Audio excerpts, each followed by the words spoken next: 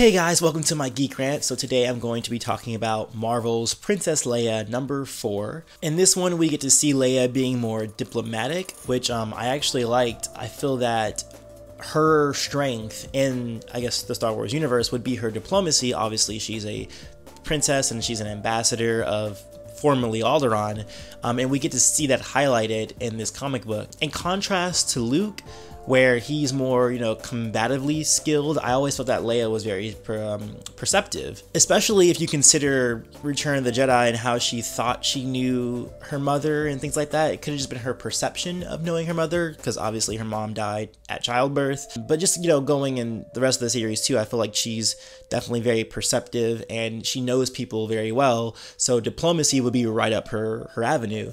I mean, we get to see that here. We get to see her sacrifice herself for one of her own people, and I think that's what gained the trust of Yvonne, who previously didn't really care much for Leia. I thought she was kind of a brat and didn't really care much for her.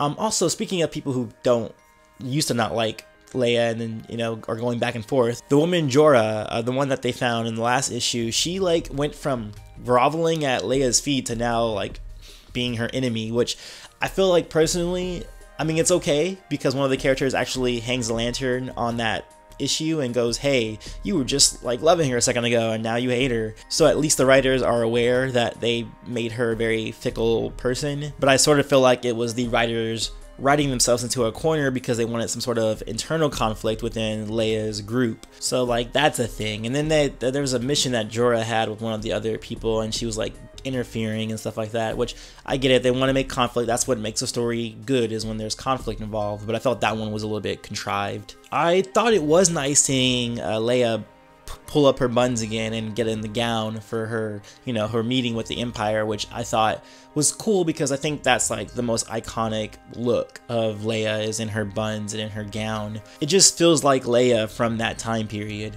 Still, I've only mildly enjoyed this series. I wouldn't say I would super recommend it unless you're really into Princess Leia. I was expecting something a little bit different, I guess. I thought there might have been, when we were getting the insights about Leia and Amidala, I thought we were going to get something there, but we really didn't. And then, I don't know, I feel like it's been a whole series of filler, and I'm kind of actually excited for it to end, because then we get the Lando comic, so we get to see what that's all about. But yeah, I'm kind of lukewarm on this series, but yeah, there might be enjoyment out there for someone out there who's really into Leia and wants to see what she did immediately after A New Hope. But for me personally, it's kind of meh. But that's it, of course. Peace, love, and may the Force be with you. Always.